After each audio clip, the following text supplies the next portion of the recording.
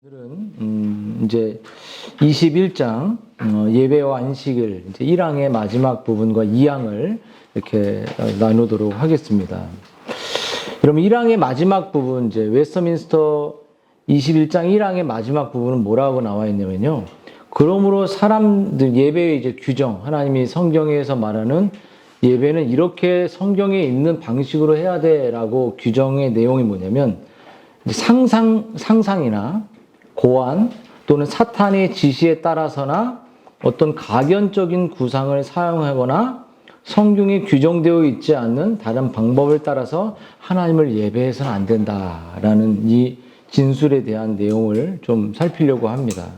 그러면 이제 예배의 규정이 어떤 내용으로 이제 되어 있는 걸 5가지로 오늘 웨스트민스터는 말하는데, 첫 번째, 우리가 예배할 때 그 사람들의 이제 상상력을 동원해서 상상력이 이렇게 발휘해서 그런 예배로 드리지 말라는 것이죠. 그래서 상상력은 상당히 이렇게 좋은 것이기도 하지만 대단히 탁월한 어떤 모습이기도 해요. 근데 앉아서 여기서 깊은 우주의 그 끝을 가기도 하고 태양이 어떤지 살필 수 있고, 그러니까 하나님의 존재를 우리의 상상 속에 그려낼 수도 있습니다. 인간의 상상력은요. 그래서 우주의 끝을 가볼 수 있는 것처럼 사람들은 그런 상상력을 기반으로 많은 것들을 창조적으로 발전시키고 또 개발하고 또 그렇게 해왔습니다. 그래서 그렇게 상상력을 좋아하죠. 그런데 문제는 무엇이냐면 사람들이 자기 상상으로 하나님을 그려내는 그 부분이 문제라는 거예요. 뭔가 이렇게 뭐 SF 영화나 이런 것들을 상상해내는 것이 나쁘다고 말하는 것이 아니라 그것을 우리의 예배의 하나님의 존재의 모습을 인간이 가지고 있는 상상력을 극대화시켜서 만들어낸다는 거죠. 왜 그게 문제냐면 하나님이 인간이 상상할 수 없는 무한하신 분이기 때문이에요. 그렇죠. 우리는 유한한 존재, 유한이 무한을 담을 수 없잖아요. 그렇듯이 사람들이 상상할 때 그냥 상상하는 것이 아니라 경험을 바탕으로 해서 상상을 합니다. 영화를 보거나 뭔가를 추론하거나 이런 것들이 다 어떤 경험을 통해서 상상을 하거든요. 하나님에 대해서도 마찬가지예요.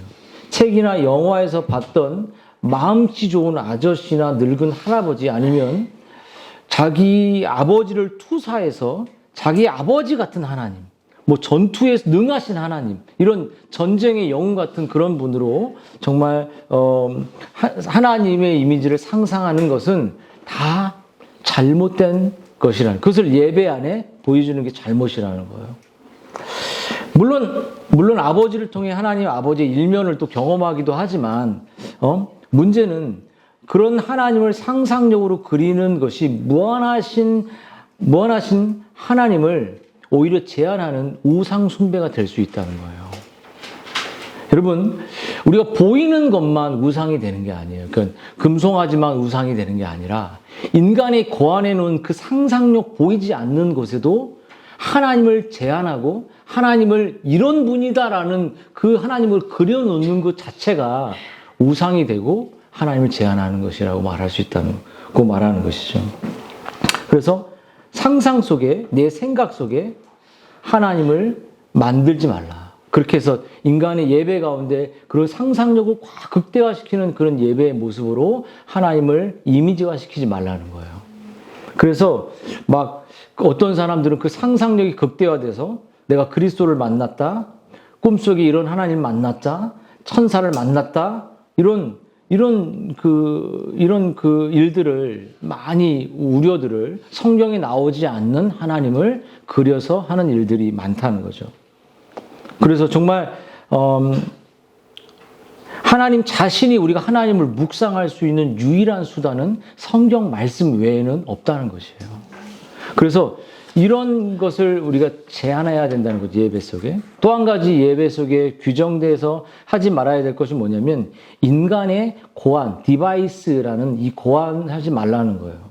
여러분, 사람들이 예배 드리기 위해서 인간적인 고안, 장치들을 많이 만들어내죠. 그렇죠?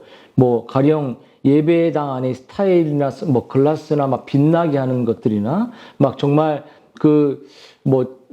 지난주에도 제가 이제 화려함, 정말 어떤 제사의 큰 것처럼 이런 모양으로 만들지 말라는 것처럼 이런 촛불을 켜둔다든지 바른 고한물들. 사람들이 하나님을 더 잘 알 수 있을 것이라고 생각해서 만들어 놓고 정해진 것들.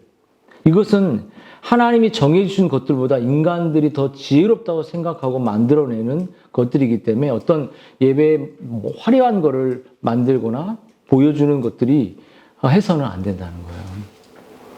세 번째로는 이 사탄의 지시에 따라 하는 거라고 말했는데 이것은 정확하게 파악하기는 어렵지만 당시 화채설 같은 그런 분위기의 예배를 뭔가 정말 예수님 몸이 실제로 떡처럼 변해버리는 떡이 몸으로 변해버리는 이런 로마 카톨릭 같은 이런 분위기를 만드는 많은 요소들을 다 제한하고 하지 말아야 한다는 것이에요. 네 번째 또 금지하는 건 뭐냐면 예배 속에 가견적 구상, 이게 뭐냐면 시각적으로 너무 이렇게 우리가 매료되는 장치들을 써서 그걸 하지 말라는 거죠. 그래서 인간들이 제일 많이 영향을 받는 게 뭐냐면 감각기관이라고 말할 수 있어요. 시각이죠, 시각. 그래서 가장 신뢰하는 기관이 우리가 시각이거든요. 그래서 그것을 그것을 봐서 믿게끔 만든다는 거예요. 그렇지만 가장 잘 속는 것도 시각이라고 말할 수 있습니다. 그래서 이렇게 사람들이 시각적인 것에 영향을 받고 시각적인 것에 이끌려 하나님의 형상으로 만들거나 그것을 절대로 하지 못하게 하려고 여러 차례 성경은 경고했어요. 그래서 이사야 40장도 거룩하신 자가 가라사대 너희는 그런즉 너희가 나를 누구이기에 비기며 나와 그와 동등한 게 그러니까 어떤 형상을 만들어 놓고 이걸 나처럼 여기냐라고 말하는 것 마찬가지죠. 정말 그 우상들을 세워놓고 거기에 그것을 하나님처럼 여기는 인간의 보이는 하나님을 우리가 추구한다는 거죠. 그래서 그 신명기에서도 너희가 말씀하시던 날에 호렙산에 이런 말씀을 하시는 거예요. 너희가 아무 형상도 보지 못하였은즉 너희는 깊이 삼가라. 그리고 23절이 다시 말하는데 너희는 스스로 삼가서 너희 하나님 여호와께서 너희와 세우신 언약을 잊어버려서 내 하나님 여호와께서 금하신 아무 형상의 우상이든지 조각하지 말라. 그러니까 눈에 보이는 시각적인 것들을 통해서 하나님처럼 더 보이게끔 하지 말라는 것이에요.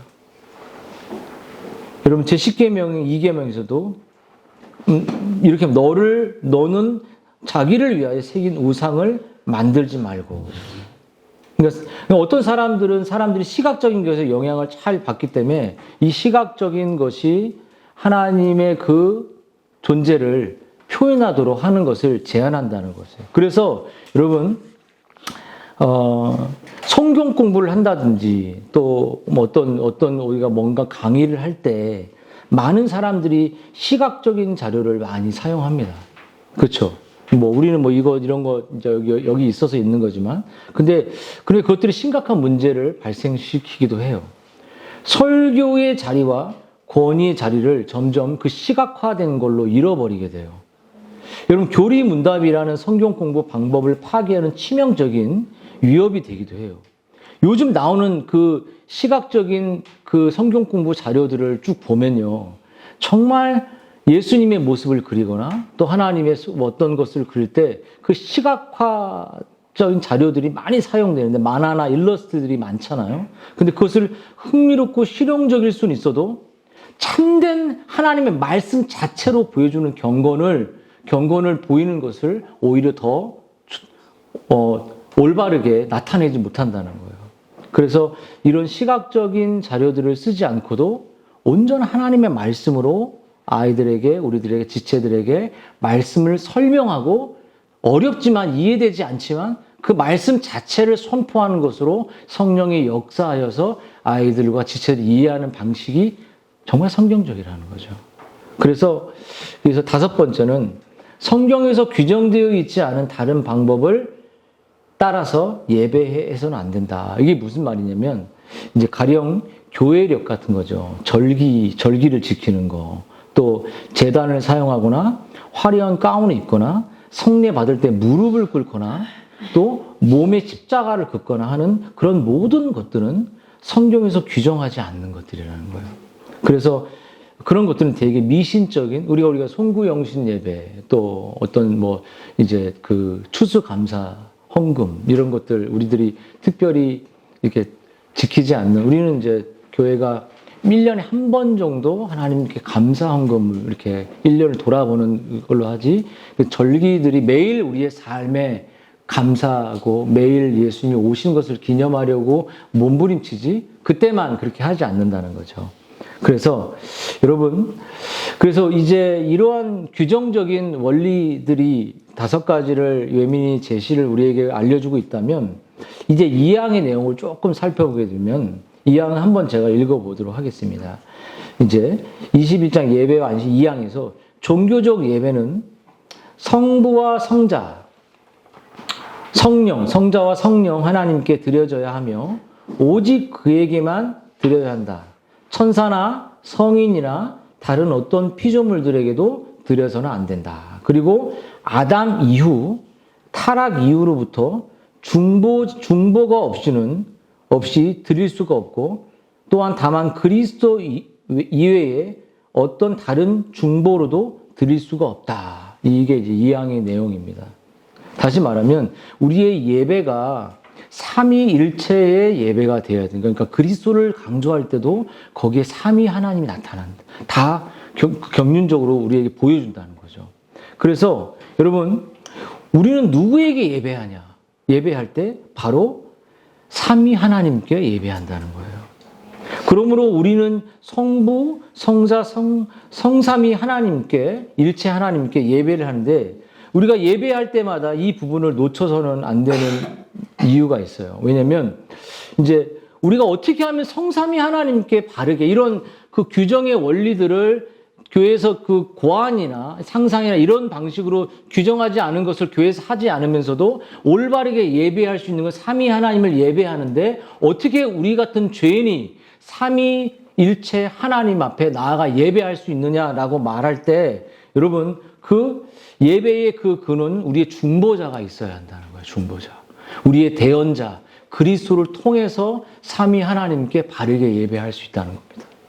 그래서 첫 번째 우리가 기억해야 될 건 인간은 여러분 원래 중보자인 그리스도를 통해 예배해야 되지만 인간 스스로 자신이 중보자가 되려고 하는 요소가 많다는 거예요. 십자가가 중보자가 되거나 눈에 보이는 것이 중보자가 되거나 그렇게 중보자가 인간 목회자가 중보자가 되거나 이렇게 해서 그런 그리스도를 통한 예배가 아니라 자칫 잘못하면 인간의 목자를 통한 예배가 될 수도 있다는 거예요. 그래서 여러분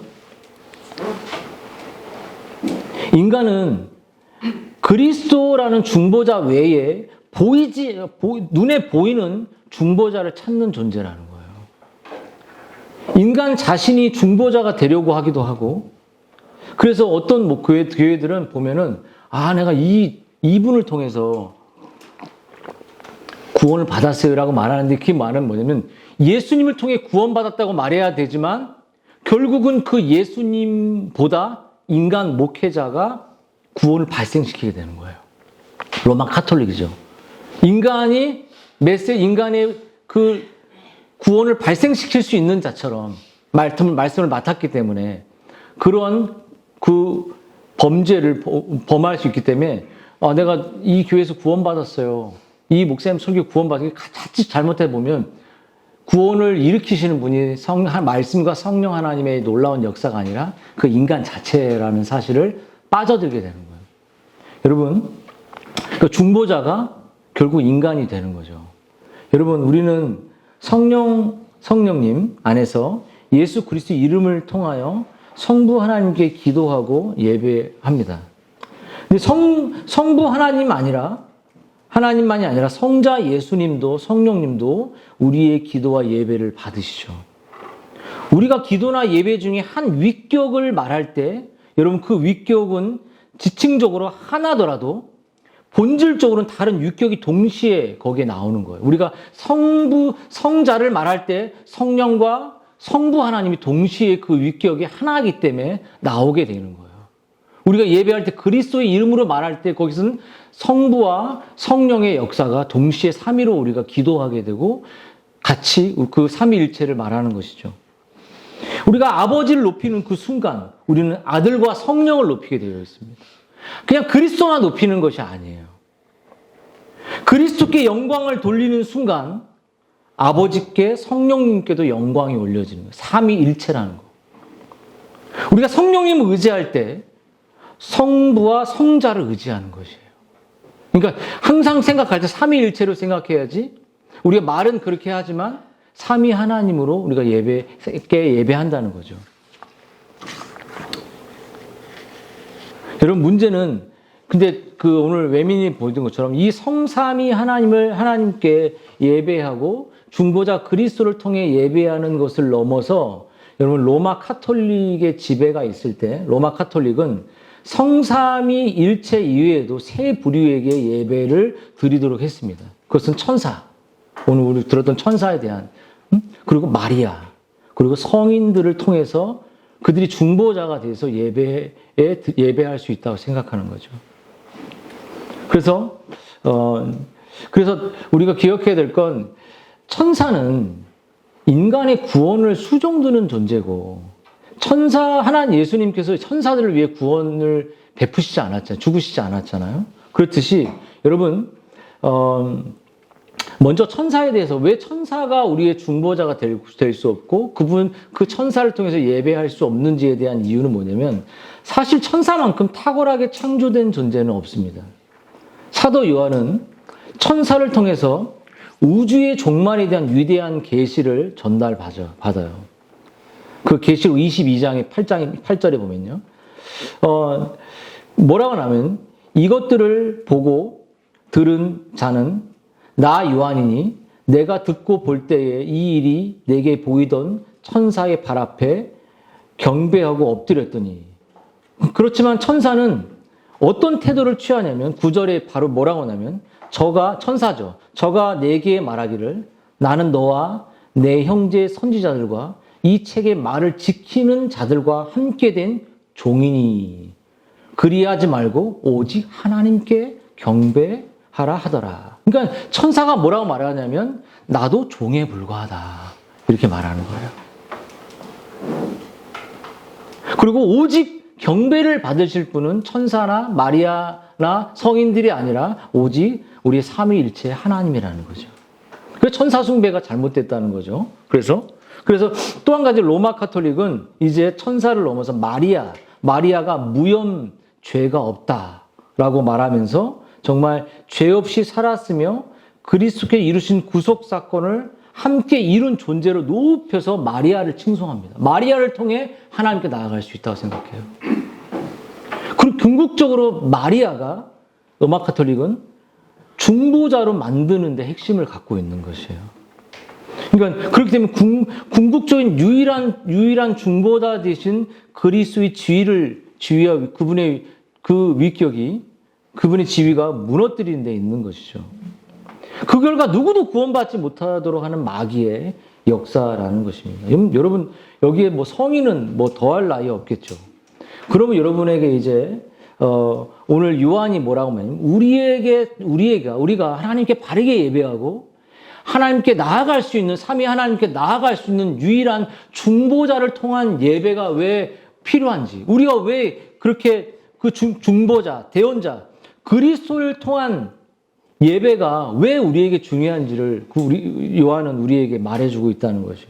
그 요한일서에 이제 우리가 아까 읽었던 말씀을 여러분들이 다시 한번 말씀을 한번 성경을 통해 보셨으면 좋겠어요. 그래서 요한은 뭐라고 말하냐면 우리의 예배가 성경적이고 하나님이 기뻐하는 예배가 되어야 할 때 기억해야 될 건 우리가 중보자, 우리의 대언자가 누군지, 우리를 변호하는 자가 누군지, 우리가 하나님 앞에, 삼위 하나님 앞에 당당하게 나아갈 수 있는 근거가 뭔지, 내가 잘나서, 내가 좀 뻔뻔해서, 마리아, 뭐 성인, 이런 거 아니라 오직 그리스도를 통해서 우리가 하나님 앞에 나아갈 수 있는 그 대언자가 어떤 일을 하셨는지, 그 대언자의 중보자를 통해서 우리가 예배할 수밖에 없는 왜 우리는 그런 부패한 존재인지를 요한이 말한다는 거예요.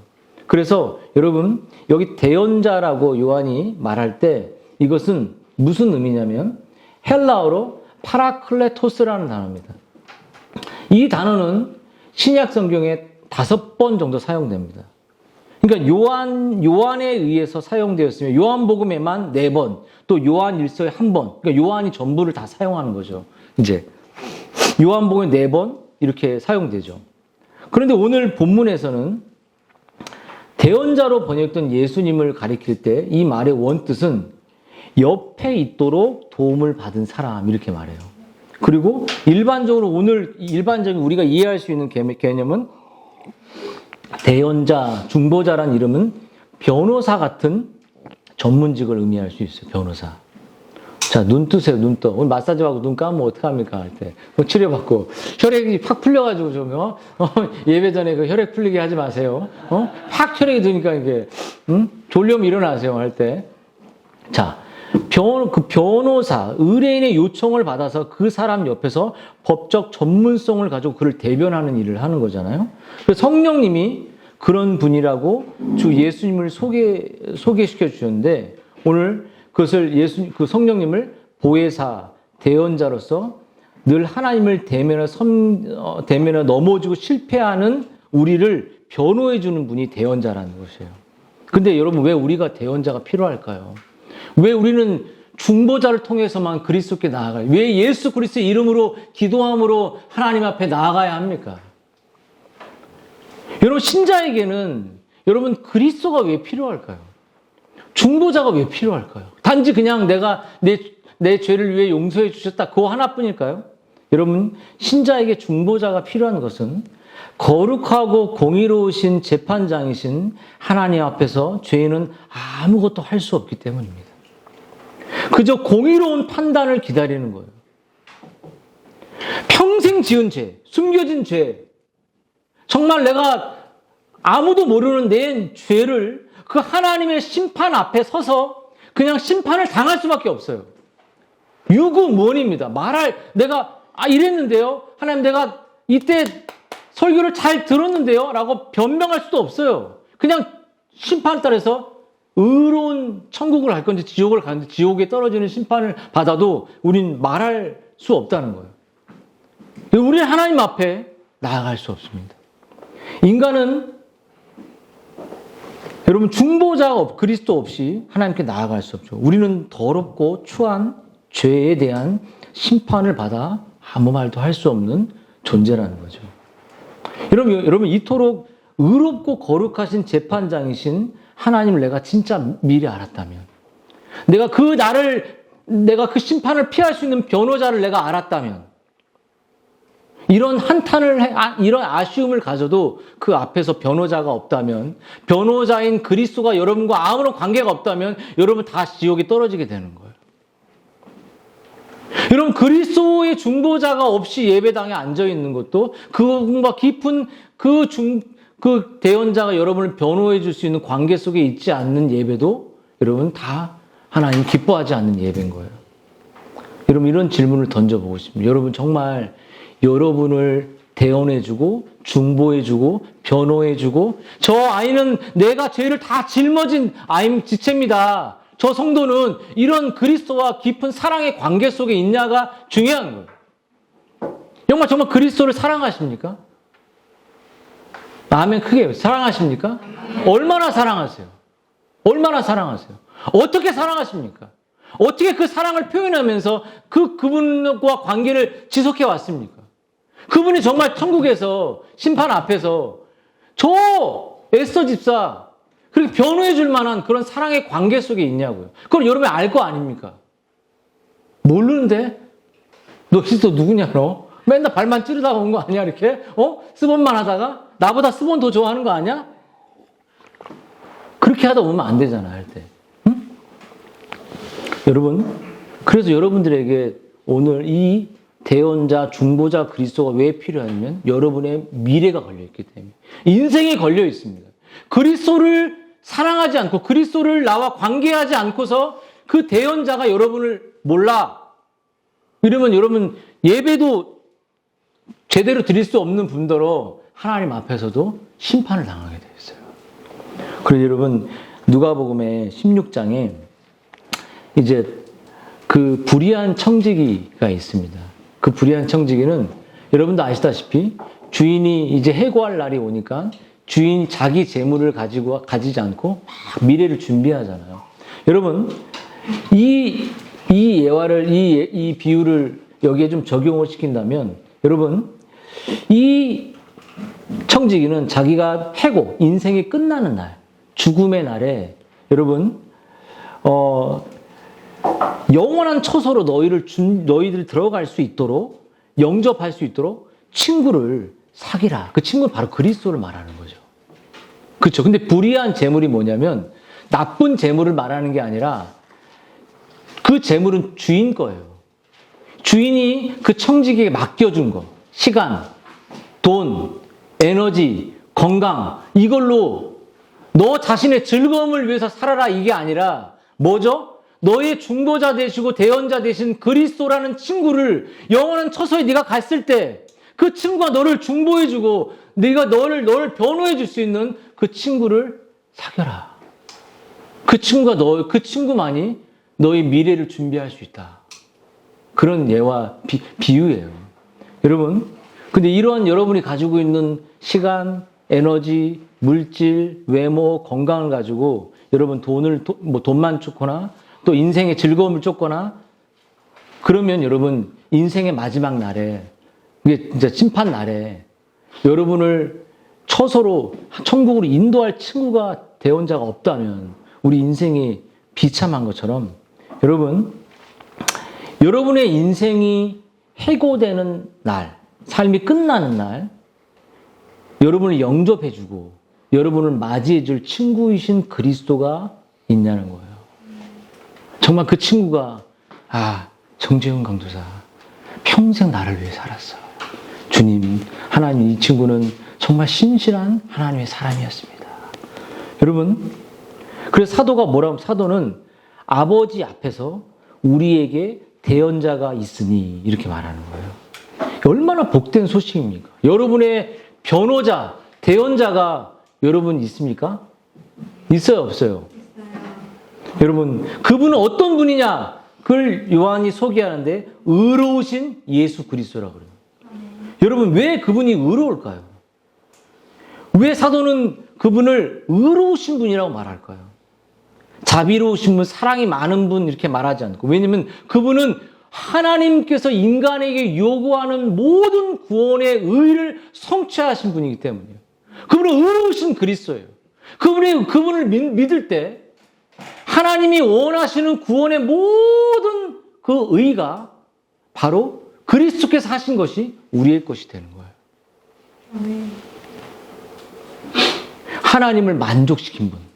하나님을 완전히 기쁘게 해드린 분. 근데 우리는 그렇게 못하잖아요. 우리는 맨날 죄만 짓잖아요. 근데 예수 그리스도를 믿을 때 그분의 의로우신 의가 우리의 것이 되는 것이죠. 여러분, 그분이 우리에게 정말 그 의를 실행하시기 위해서 우리에게 그 의를 주시고 우리에게 중보자가 우리가 대언자가 되시기 위해서 하신 그 일은 뭐냐면 요한일서에서 화목제물이 되셨다 이렇게 말해요. 화목제물. 그럼 요한일서에서만 딱 2번 사용이 됩니다. 화목제물이란 말은. 여러분, 요한일서 4장에서도 사랑은 여기 있으니 우리가 하나님을 사랑한 것이 아니요 하나님이 우리를 사랑하사 우리의 죄를 용서하시기 위하여 화목제물로 그 아들을 보내셨다. 그러니까 하나님은 의로우신 분이에요. 하나님 우리 심판할 수 있습니다. 하나님 정당하신 분이에요. 근데 하나님은 사랑이 많으세요. 그 제물을 준비하신 분은 바로 하나님이세요. 하나님이 우리를 의로운 심판을 하실 수 있는 분이시지만 너무 사랑하셔서 그 그 심판을 면할 수 있는 제물을 준비하신 분도 하나님이세요. 그래서 하나님의 사랑이죠. 화목 제물로 그 아들을 줬다는 거예요. 우리를 화목하기 위해서, 하나님과 좋은 관계를 만들기 위해서 하나님이 하셨던 것은 자기의 아들을 제물로 우리에게 주셨다는 거죠. 그분의 의로우심과 그분의 사랑이 동시에 나타나는 거죠. 여러분, 하나님이 우리에게 친히 제물을 제공해 주셨다는 그 사실은 얼마나 놀라우신 일입니까?